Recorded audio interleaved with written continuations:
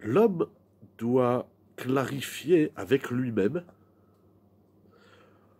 dans quelle optique et objectif il veut faire ce travail, et cela avant même de rentrer dans le processus du travail concret de la connaissance de soi. Ça veut dire, puisqu'on a vu il peut y avoir plusieurs intérêts, un limité, c'était la connaissance de soi pour régler les problèmes, l'autre plus large, la connaissance de soi pour bâtir une vie correcte, équilibrée.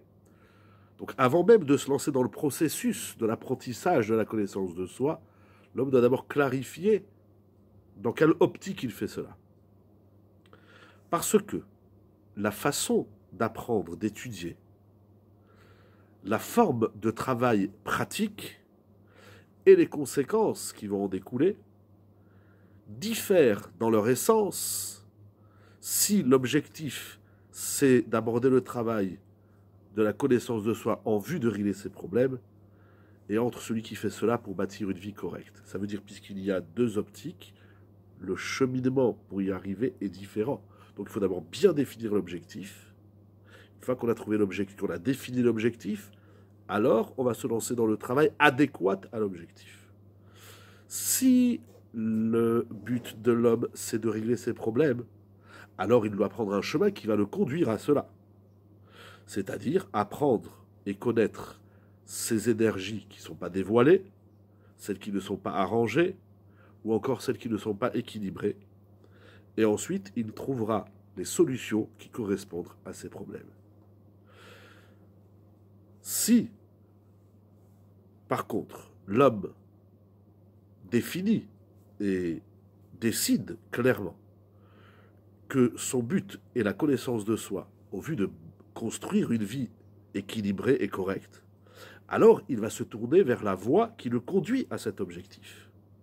C'est-à-dire la connaissance de soi et l'autonomisation de l'être de façon construite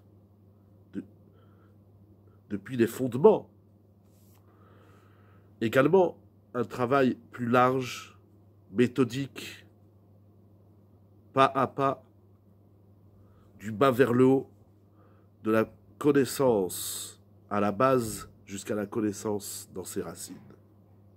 Et c'est pour cela, nous dit le Rav dans la note 45, qu'il a écrit ce Sefer, qu'il a écrit ce livre, c'est extraordinaire.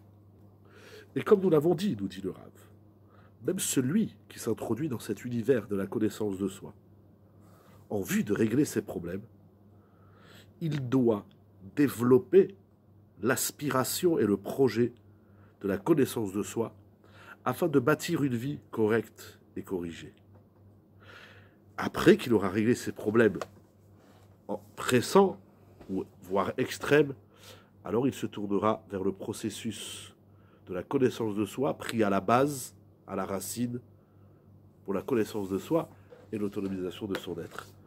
Résumons, avant de faire un travail sur la connaissance de soi, il faut bien définir l'objectif, parce que les voies sont différentes. La façon dont on apprend à se connaître pour régler les problèmes, c'est-à-dire découvrir les lacunes, bien les définir, à leurs racines, dans les kochotes, alors je vais corriger le kohar et je vais régler mes problèmes.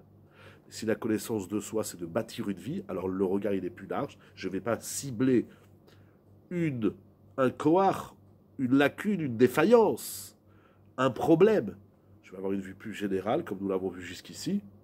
Donc la vie tout entière de l'être sera plus équilibrée. Il faut bien définir l'objectif avant de trouver le processus de correction et celui de la connaissance de soi et l'autonomisation de l'être.